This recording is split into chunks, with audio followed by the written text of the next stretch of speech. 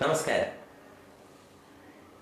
Gems ഈ ലക്കം ചർച്ച ചെയ്യുവാൻ പോകുന്ന വിഷയം കണ്ടിന്യൂസ് ഗ്ലൂക്കോസ് മോണിറ്ററിംഗ്. ആദ്യമായി ജ്യോതിദേവ്സ് ഡയബറ്റിസ് റിസർച്ച് സെൻറ്റർ CGM ചെയ്യുവാൻ തുടങ്ങിയത് 2005 ഇന്ന് സാങ്കേതികവിദ്യ ഒരുപാട് പുരോഗമിച്ചു കഴിഞ്ഞു. അതുകൊണ്ട് തന്നെ കണ്ടിന്യൂസ് ഗ്ലൂക്കോസ് മോണിറ്ററിംഗ് എന്ന ആശയം, എന്ന പരിശോധന കൂടുതൽ വ്യാപകമായി, കൂടുതൽ എളുപ്പമായി മാറുകയും ചെയ്തു. എന്താണ് കണ്ടിന്യൂസ് ഗ്ലൂക്കോസ് മോണിറ്ററിംഗ്? എന്തിനാണ് കണ്ടിന്യൂസ് ഗ്ലൂക്കോസ് മോണിറ്ററിംഗ് ചെയ്യുന്നത്? കണ്ടിന്യൂസ് ഗ്ലൂക്കോസ് മോണിറ്ററിംഗ് പ്രമേഹ രോഗികൾക്ക്, പ്രമേഹം വരാൻ സാധ്യതയുള്ളവർക്ക്, പ്രമേഹത്തിൻ്റെ പ്രാരംഭ ദിശയിലുള്ളവർക്ക് എങ്ങനെ പ്രയോജനം ചെയ്യുന്നു? കണ്ടിന്യൂസ് ഗ്ലൂക്കോസ് മോണിറ്ററിംഗ് ഒരു രോഗിയെ അല്ലെങ്കിൽ ചികിത്സിക്കുന്ന ഒരു പ്രമേഹ സംഘത്തെ എങ്ങനെ സ്വാധീനിക്കുന്നു? ഈ വിഷയങ്ങളെല്ലാം ഈ വീഡിയോയിൽ ലഘുവായിട്ട് ഞാൻ ചർച്ച ചെയ്യും. കണ്ടിന്യൂസ് ഗ്ലൂക്കോസ് മോണിറ്ററിംഗ് എന്നത് ഗ്ലൂക്കോമീറ്ററിൽ രക്തപരിശോധന നടത്തുന്ന മാർഗമല്ല. നമുക്കെല്ലാവർക്കും അറിയാം, ഗ്ലൂക്കോമീറ്റർ നമ്മൾ വളരെ എളുപ്പത്തിൽ വിരൽത്തുമ്പിൽ ഒരു തുള്ളി വേണ്ട, അല്പം രക്തമെടുത്ത് നിമിഷങ്ങൾക്കുള്ളിൽ രക്തത്തിലെ പഞ്ചസാരയുടെ അളവ് കിട്ടും. അത് തന്നെയാണ് ഇപ്പോൾ ഗോൾഡ് സ്റ്റാൻഡേർഡ്.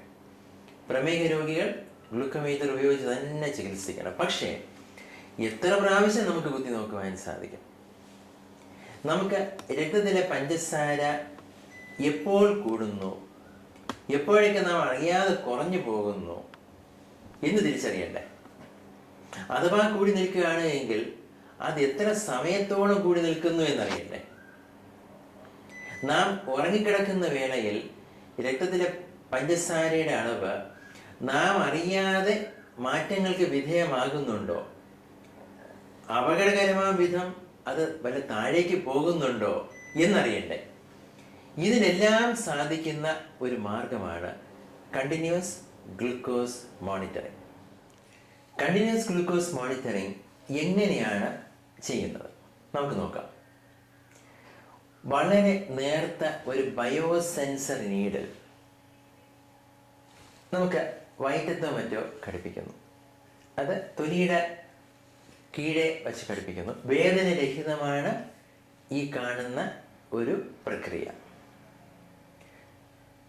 വളരെ കുറച്ച് സമയം മാത്രം മതി കണ്ടിന്യൂസ് ഗ്ലൂക്കോസ് മോണിറ്ററിംഗ് ചെയ്യുന്ന ഈ ഒരു നീഡിൽ തൊലിക്കടിയിൽ നിക്ഷേപിക്കുവാൻ. അത് കഴിഞ്ഞിട്ട് നമുക്ക് അതിനോടൊപ്പമുള്ള റെക്കോർഡ്, ഇപ്പോൾ പുതുതായിട്ട് ഉപയോഗിക്കുന്ന ഈ ഡിവൈസ് iPro 2 റെക്കോർഡർ എന്നാണ് പറയുന്നത്. ഈ റെക്കോർഡ് പേര് സൂചിപ്പിക്കുന്നത് പോലെ രക്തത്തിലെ പഞ്ചസാരയുടെ അളവ്, അത് വാസ്തവത്തിൽ ഇൻഡസ്ട്രീഷ്യൽ ഫ്ലൂയിഡിലുള്ള ഒരു വോൾട്ടേജാണ് അളക്കുന്നത്. അത് ഇതിൽ രേഖപ്പെടുത്തിക്കൊണ്ടേയിരിക്കും. നമുക്ക് 24 മണിക്കൂർ 288 നമ്പേഴ്സാണ് കിട്ടുന്നത്. അത് വളരെ കൂടുതലാണ് വാസ്തവത്തിൽ. നമുക്ക് ഗ്രാഫായിട്ട് അങ്ങനെ നമ്മുടെ രക്തത്തിലെ പഞ്ചസാരയുടെ ഒഴുക്ക് അല്ലെങ്കിൽ ഏറ്റക്കുറച്ചിലുകൾ നേരിട്ട് നിരീക്ഷിക്കുവാൻ സാധിക്കും. അത്ഭുതകരമാണ് continuous glucose monitoring. Continuous glucose monitoring പണ്ടൊക്കെ ഗവേഷണത്തിന് മാത്രം ഉപയോഗിച്ചു കൊണ്ടിരുന്ന ഒരു പ്രക്രിയയായിരുന്നു. പക്ഷേ പതിയെ അത് നമ്മുടെ സാധാരണ ചികിത്സയുടെ പരിശോധനയുടെ ഒരു ഭാഗമായിട്ട് മാറിക്കഴിഞ്ഞു. കാരണം അത് പതിയെ ഉപയോഗിച്ചു തുടങ്ങിയപ്പോഴാണ് നമുക്ക് മനസ്സിലായത് അത് നമ്മുടെ ഭക്ഷണത്തെയും നമ്മുടെ മനസ്സിനെയും നമ്മുടെ ദിനചര്യയിലെ മറ്റു കാര്യങ്ങളെയും, ഔഷധങ്ങളുണ്ടെങ്കിൽ അതിനെയൊക്കെ എത്രമാത്രം സ്വാധീനിക്കുന്നു എന്ന്. നമുക്ക് ഈ കണ്ടിന്യൂസ് ഗ്ലൂക്കോസ് മോണിറ്ററിംഗ് എങ്ങനെയാണ് നമുക്ക് പ്രയോജനപ്പെടുന്നത് എന്ന് നോക്കാം. കണ്ടിന്യൂസ് ഗ്ലൂക്കോസ് മോണിറ്ററിംഗ് ഇങ്ങനെയാണ് ഒരു ഗ്രാഫായിട്ട് നമുക്ക് ലഭിക്കുക. അപ്പം ഈ ഗ്രാഫിലേക്ക് നോക്കുകയാണെങ്കിൽ നമുക്ക് ഈ ഒരു ഭാഗം രാത്രി 12 മണി മുതൽ 2 മണിയായി, 4 മണിയായി, 6 മണി, 8 മണി. അപ്പോൾ രാത്രി കിടന്ന് ഉറങ്ങുന്ന വേളയിലുള്ള രക്തത്തിലെ പഞ്ചസാരയുടെ അളവ്, പകൽ സമയത്തുള്ള രക്തത്തിലെ പഞ്ചസാരയുടെ അളവ്.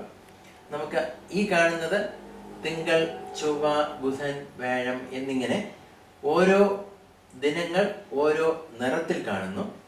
അത് തന്നെയാണ് ഇവിടെ കാണുന്ന നിറങ്ങളും. നമുക്ക് ഈ കാണുന്നത് പോലെ 24 മണിക്കൂർ 288 പ്രാവശ്യമാണ് രക്തത്തിലെ പഞ്ചസാര ഇതിൽ രേഖപ്പെടുത്തുന്നത്. ഞാൻ നേരത്തെ പറഞ്ഞതുപോലെ ഇത് ഇൻഡസ്ട്രീഷ്യൽ ഫ്ലൂയിഡിലെ വോൾട്ടേജ് ആണ് ഇതായിട്ട് ട്രാൻസ്ലേറ്റ് ചെയ്യപ്പെടുന്നത്. തീർച്ചയായിട്ടും രക്തത്തിലെ പഞ്ചസാരയും ഇതും തമ്മിൽ അല്പ വ്യത്യാസം കാണും. ഒരു ലാഗ് ടൈം എന്നാണ് ഇതിനെക്കുറിച്ച് പറയുന്നത്. അതുകൂടി മനസ്സിൽ ഓർത്തുകൊണ്ട് പഠിച്ചിട്ടാണ് ചികിത്സകർ ഇതിനെ വിലയിരുത്തുന്നത്. കണ്ടിന്യൂസ് ഗ്ലൂക്കോസ് മോണിറ്ററിംഗ് എന്ന് പറയുന്ന ഈ രേഖാചിത്രം അതുപോലെ നമ്മൾ ഉൾക്കൊണ്ടുകൊണ്ടല്ല ചികിത്സിക്കുന്നത്. ഇതിൽ മുന്നോട്ട് പോകുന്നത്, ഇതിൽ പെട്ടെന്ന് താഴേക്ക് പോകുന്നത്, ഇതിനൊക്കെ ട്രെൻഡ്സ് എന്നാണ് പറയുന്നത്. ഈ ട്രെൻഡ്സ് പഠിച്ചിട്ടാണ് ചികിത്സയിൽ വ്യതിയാനങ്ങൾ വരുന്നത്. അത് നമുക്ക് നോക്കാം. കണ്ടിന്യൂസ് ഗ്ലൂക്കോസ് മോണിറ്ററിംഗ് നമുക്ക് പ്രമേഹ രോഗികൾക്ക് മാത്രമല്ല, പ്രമേഹ പ്രാരംഭ അവസ്ഥയിലുള്ളവർക്ക് വരെ പ്രയോജനം കിട്ടുന്ന ഒരു പരീക്ഷണമാണ്, ഒരു പരിശോധനയാണ്. ഇപ്പം നമുക്ക് ഇതിലേക്ക് നോക്കാം. ഇപ്പം ഇത് നമ്മൾ ഈ ഒരു ചിത്രത്തിൽ കാണുന്ന പോലെ HbA1c 5.9% ഉള്ള ഒരു വ്യക്തിയാണ് എന്ന് ഞാൻ പറയാൻ കാരണം രോഗിയല്ല. പ്രമേഹ പ്രാരംഭ അവസ്ഥ എന്ന് പറയുന്നത് HbA1c വാല്യൂ 5.7 മുതൽ 6.4 വരെ എത്തി നിൽക്കുന്ന ഒരവസ്ഥയാണ്. പക്ഷേ ഈ കണ്ടിന്യൂസ് ഗ്ലൂക്കോസ് മോണിറ്ററിംഗ് ഗ്രാഫ് പരിശോധിക്കുകയാണ് എങ്കിൽ രാവിലെകളിൽ പെട്ടെന്ന് പഞ്ചസാര പ്രഭാത ഭക്ഷണത്തിന് ശേഷം ഉയർന്നു നിൽക്കുകയാണ്. അതും മണിക്കൂറുകളോളം ഉയർന്നു നിൽക്കുകയാണ്. അതുപോലെ വൈകുന്നേരങ്ങളിലും രാത്രിയും ഇത് അല്പാൽപമായിട്ട് ഉയരുന്നുണ്ട്.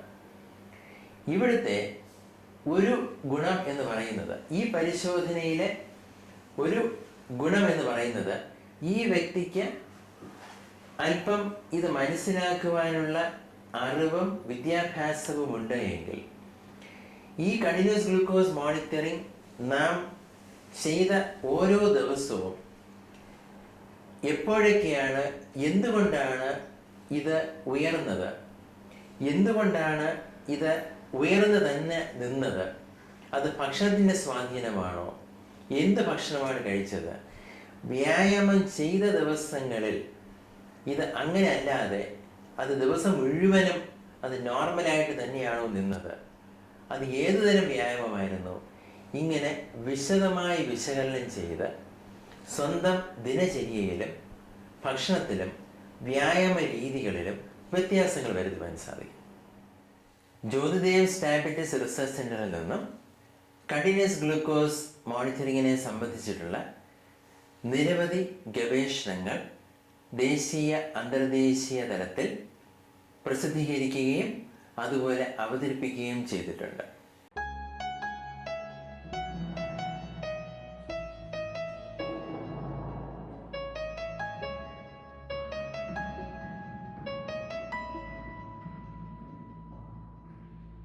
I am going to talk on the role of continuous glucose monitoring.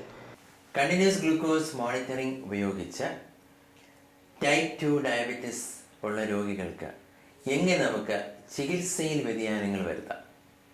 Insulin ഉപയോഗിക്കുന്ന രോഗികൾ, ഗുളികകൾ മാത്രം കഴിക്കുന്ന രോഗികൾ, ഇവർക്കെല്ലാം ഇത് ഒരുപാട് പ്രയോജനം ചെയ്യുന്നു.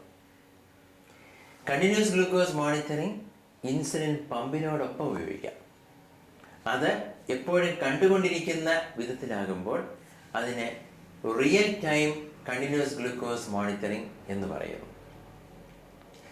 രോഗിക്ക് നേരിട്ട് അത് കണ്ടുകൊണ്ടിരിക്കുവാൻ സാധിക്കും. ഓരോ 5 മിനിറ്റും രക്തത്തിലെ പഞ്ചസാര മാറിക്കൊണ്ടേയിരിക്കുന്നത് നേരിട്ട് കാണുവാൻ സാധിക്കും. ഇതിന് ഗുണവുമുണ്ട് ദോഷവുമുണ്ട്. ഇൻസുലിൻ പമ്പിലേക്ക് നോക്കുമ്പോൾ അത് റിയൽ ടൈം പമ്പാകാം, അല്ലെങ്കിൽ പുതിയ തരം ബിയോ പമ്പാകാം. അതിൽ നോക്കുമ്പോൾ പഞ്ചസാരയുടെ വ്യതിയാനങ്ങൾ പെട്ടെന്ന് കാണുമ്പോൾ അത് ഒരു മനസ്സിന് വിഭ്രാന്തി ഉണ്ടാക്കുന്ന ആൾക്കാരാണ് എങ്കിൽ അത് ഒരു പക്ഷേ പെട്ടെന്ന് പഞ്ചസാര കൂടുന്നതിന് മറ്റും കാരണമാകും. അതുകൊണ്ട് ഇപ്പോൾ കൂടുതലും പ്രചാരത്തിലുള്ളത് ബ്ലൈൻഡഡ് ഡിവൈസസ് ആണ്. അതായത് പ്രൊഫഷണൽ സീരിയ, മറ്റേത് പേഴ്സണൽ സീരിയ. അത് ഇൻസുലിൻ പമ്പിൻ്റെ കൂടെയും നമുക്ക് ലഭിക്കുന്നു, അല്ലാതെയും നമുക്കത് വാങ്ങുവാൻ സാധിക്കും. സീരിയമിൻ്റെ ചെലവ് എത്രയാണ് എന്ന് സ്വാഭാവികമായിട്ടും ഇത് കണ്ടുകൊണ്ടിരിക്കുന്ന സുഹൃത്തുക്കൾക്ക് ഒരു സംശയം തോന്നുമായിരിക്കും.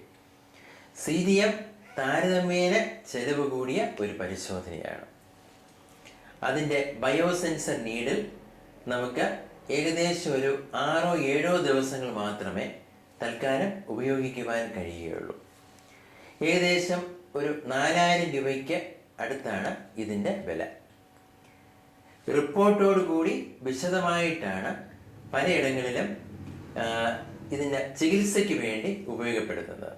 പക്ഷേ ഞങ്ങളുടെ ഡയബറ്റിസ് ടീമിൻ്റെ ഒരഭിപ്രായം പറയുകയാണ് എങ്കിൽ വിദ്യാഭ്യാസമുള്ള രോഗികൾ ഇത് ചെയ്യുമ്പോൾ വീട്ടിൽ ചികിത്സാ ചുമതലയുള്ള ഭാര്യയോ ഭർത്താവോ കുഞ്ഞുങ്ങളോ ഒപ്പം ഇരുന്ന് ഇതിൻ്റെ ഓരോ ഭാഗവും വിശദമായിട്ട് വിശകലനം ചെയ്യുക.